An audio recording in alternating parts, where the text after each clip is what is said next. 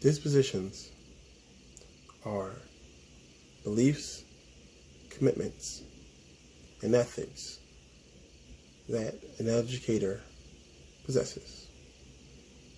I believe my dispositions are patience, fairness, flexibility, and professional conduct. I believe you have to have a lot of patience when it comes to early childhood education.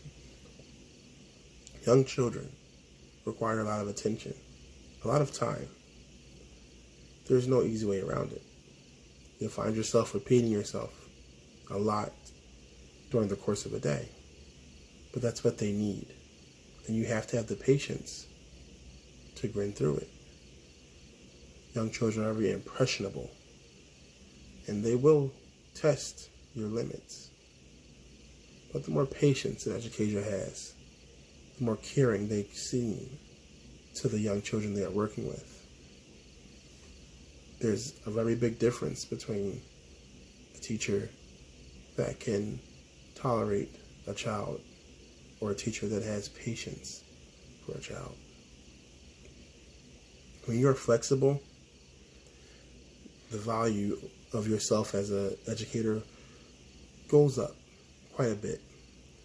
A flexible educator is someone who can be counted on. There's no straight path from morning circle to afternoon circle. The day can go in a million different ways. And when you as an educator are able to adapt and maneuver through that day, that helps the children and it keeps them at ease. When you are fair, or being fair, it means that everyone should get the same thing. I advocate for fairness because I believe everyone deserves a right to an education, regardless of their background, or their heritage, or their race, wherever they come from. It does not matter. If you have a willingness to learn, then you should have the right to be educated.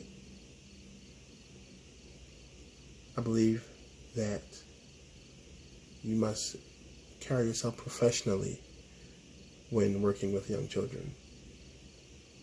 Children are like sponges. They absorb everything. Everything around them, everything they see, they take it in. After they take it in, they really don't know what to do with it. It's you as an educator who shows them what they should do with these things. But when you are a professional and you carry yourself a certain way, that rubs off on young children, and they will try to carry themselves that way. They will mimic you, and you really want a child to mimic your professional behavior versus something they may see on TV or on social media or any of the various outlets that children have in today's society. As an educator, you are expected to reflect on yourself and assess yourself. In assessing myself, I know that there are dispositions that I need to work on. Some of them include my time management, as well as my expectations for my students. I'm not going to say that I am the best at keeping time.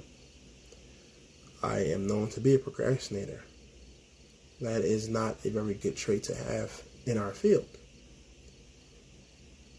Time management keeps your day flowing correctly. It keeps your lessons turned in on time, assignments finished on time. That's what you want to model to your students.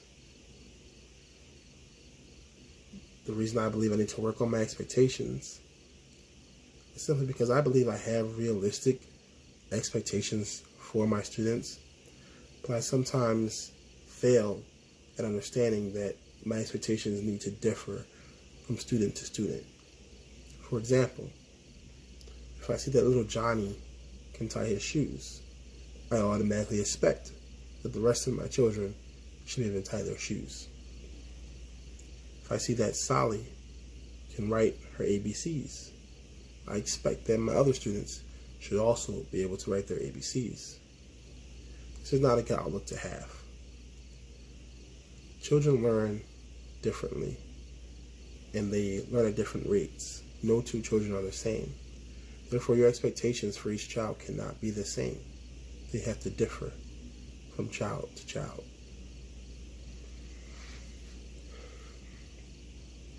Finally, I believe qualities that all professional educators should display are, of course, good time management skills.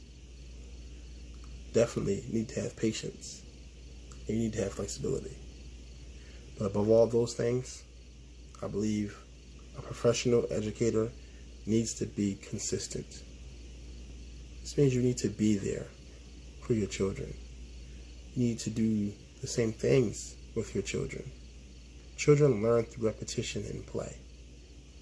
If you're jumping around to different things throughout the day, they won't really retain anything they learned that day. It's good to go back. It's good to repeat. And it's good to be consistent. That's going to help you be a better educator, and that's going to help your children learn better. I hope you've enjoyed this time with me talking about the dispositions of an educator, my personal dispositions, and maybe you have some of your own.